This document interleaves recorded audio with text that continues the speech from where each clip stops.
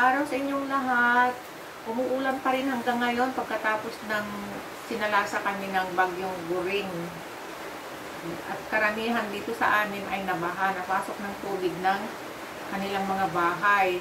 Pero mabuti na lang, sa awa ng Diyos, hindi naman kami pinasok ng tubig dito sa bahay namin. So, nagpapasalamat pa rin kami. At least, alam niya siguro na wala kaming kasama na mag-ayos ng kung bahain man kami.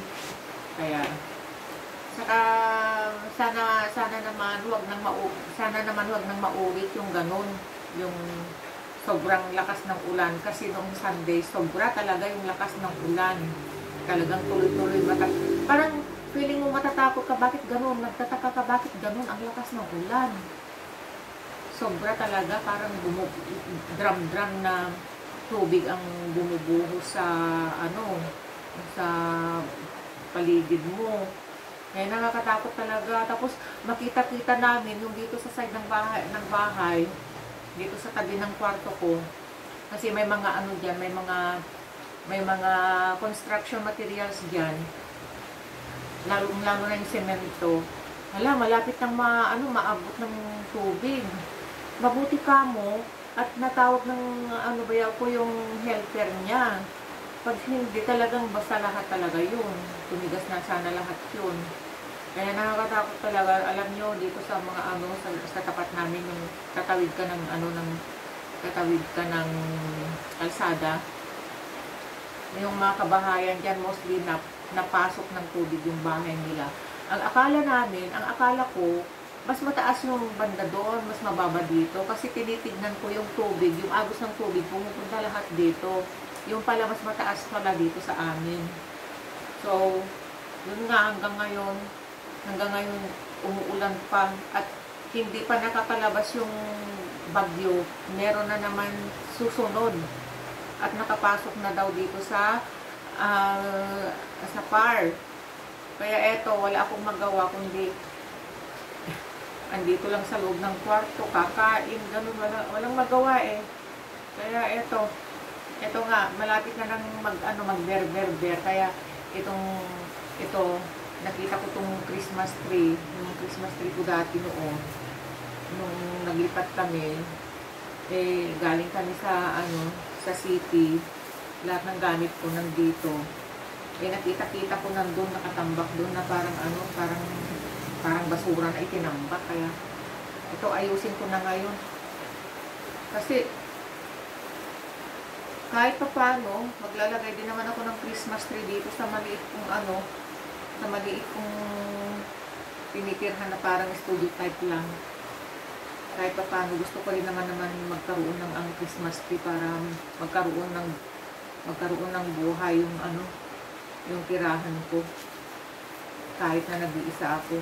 Yung kapatid ko, meron siyang sariling bahay. Kasi ito, yung old house namin, kasama ito yung old house.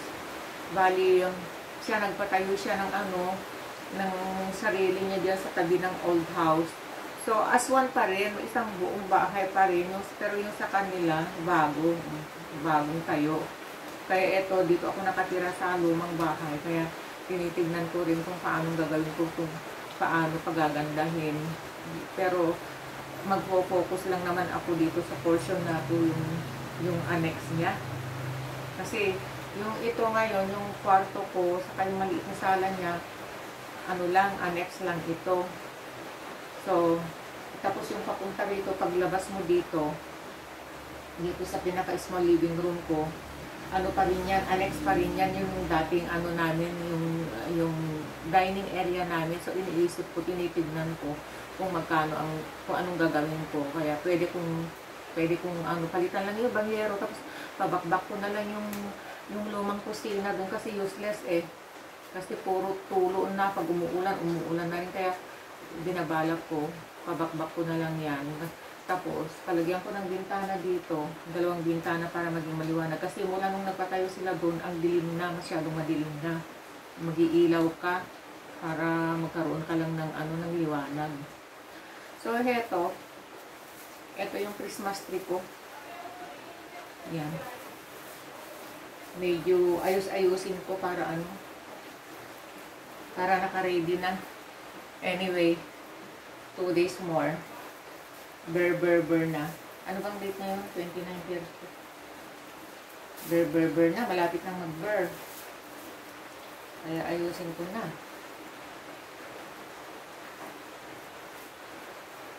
Ano siya?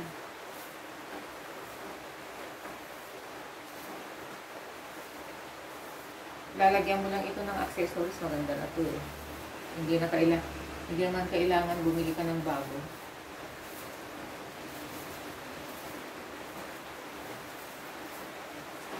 Hindi ko lang alam kung may mga nabibiling accessories na. Pero yung mga ibang accessories nito, mga ribbon, andyan pa naman, tinago ko.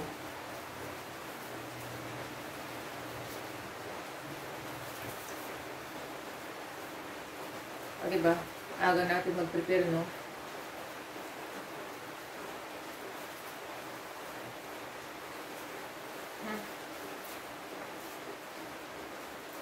Dami kong iniisip dito na pwede sanang ipagawa. Kaya lang, kapos naman tayo sa pera. Kasi yung paggastusin ko lahat yung pera, sana ko kukuha ng pang-ano ko, pang personal goods ko.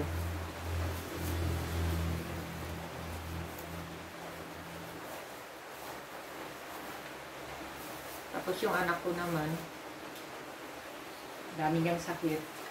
Meron siyang myoma, meron siyang cyst sa ovary, meron pa siyang sakit sa puso. Tapos, every 6 months daw, kailangan may check-up siya. Kaya puro, sana naman, ano ni Lord, si Lord pa rin ang the best doctor. Sana naman gumaling yung anak ko. Ayan oh, Christmas tree.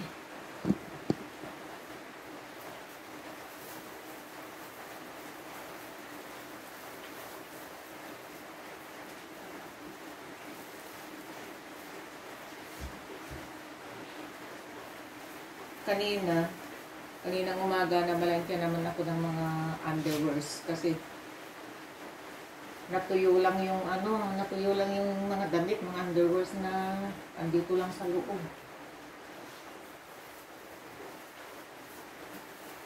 Kaya pinantya ko para maano siya, mamatay yung mga bakterya, mamatay mga germs na kumapit.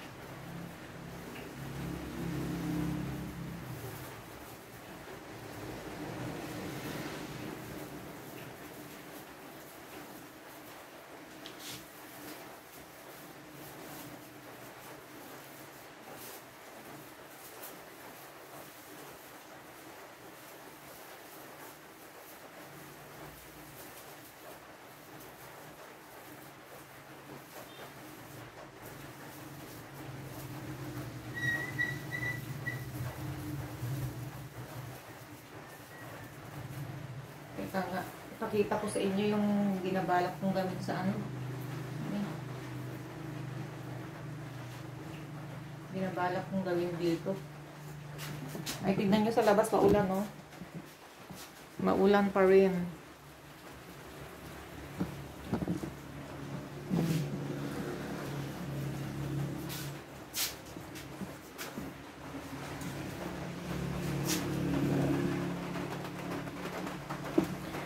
Ito yung ano, as in makikita nyo magulo. Ito yung dating dining area namin. Nung wala pang bahay ng kapatid ko. Ginawa niya, nilagyan ng division dyan, itinambak lahat yung mga gamit nila dyan. So, ang balak ko ngayon kasi Teka, buksan natin yung ilaw. Ang balak ko ngayon, ito yung ano, ito yung kusina. Yan. Hindi nga iyari yung kusina eh. Tapos ngayon, pag umuulan din dito sa loob. Ayan. O, pasensya na kayo puro gulo yan. Kasi hindi talaga ginagamit itong area na to. So, ito ngayon, yung maraming nakasabit-sabit dyan na pader, babakbakin ko na yan. Pati itong lumang-luma na CR, tanggal lahat yan. Tapos yung ibang bubong dito, hanggang dyan. Tanggalin ko yung bubong hanggang doon. So, ang maiwan lang mga isa't kalahating metro na bubong dito. Paglabas mo dito sa ano. Pero yung ano, ito yung door niya, ito pa rin. So, ang gagawin ko dito, maglalagay na ako ngayon dito ng bintana. 2 bintanang malalaki.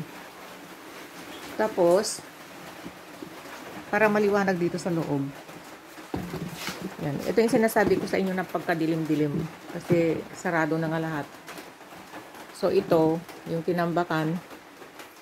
So, ganito pa rin. Pa-hollow block ko ito, magiging kwarto ito. Iniisip ko maging kwarto na lang ng anak ko. Kasi meron pinagawang kwarto dyan, ayaw niyang matulog dyan. So, gawin kong kwarto ito. Tapos, hindi na niya problema na madilim or mainit kasi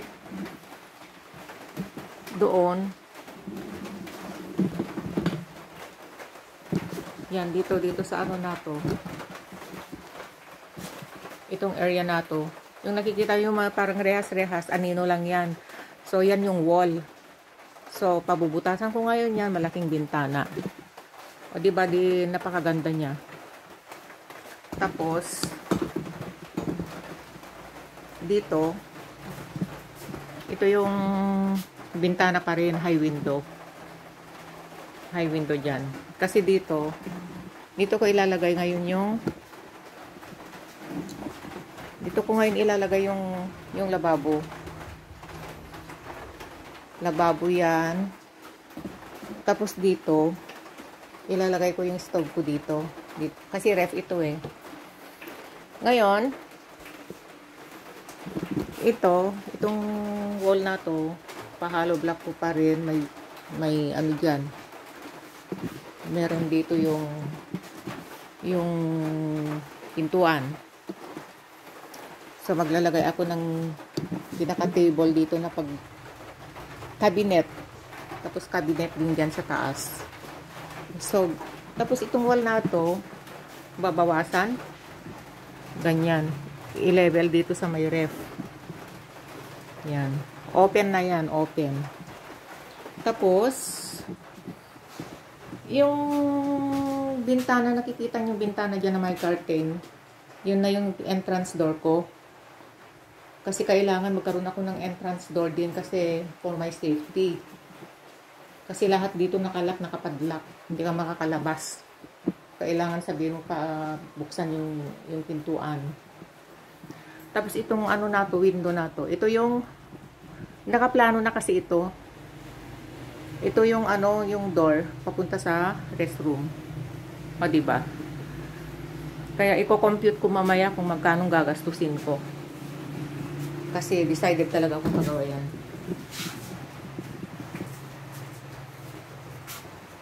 Okay. Tapos sandali.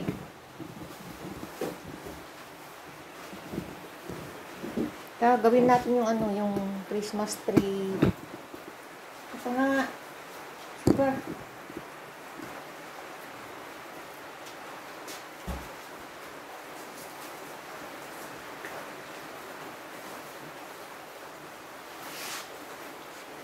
Huwag kang malikot.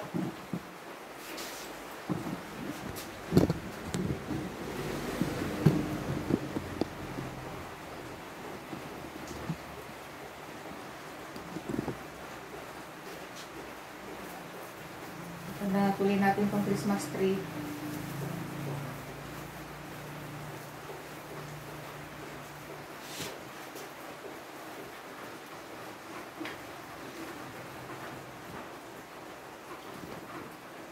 Mag-partial muna tayo dito. Kati ng ilong ko. Oh, kati.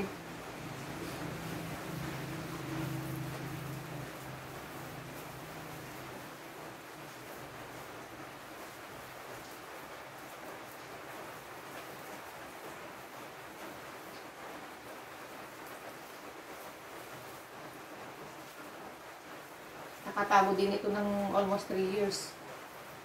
Christmas tree natin. Kasi nagstay ako sa Antipolo, nagstay ako sa Cavite. Tapos bumalik ako dito noong February.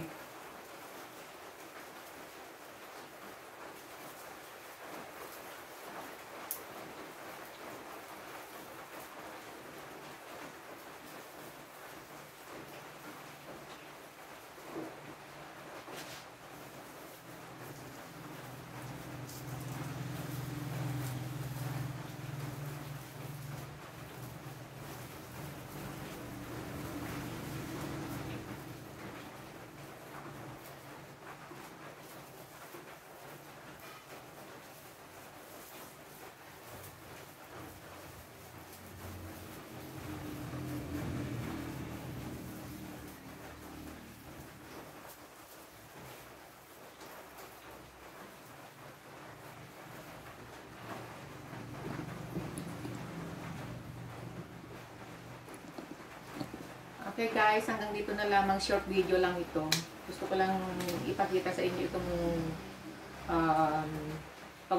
pampalipas ng oras ko ngayong araw na to, kasi hindi ako pwedeng pumunta sa likod dahil maputik.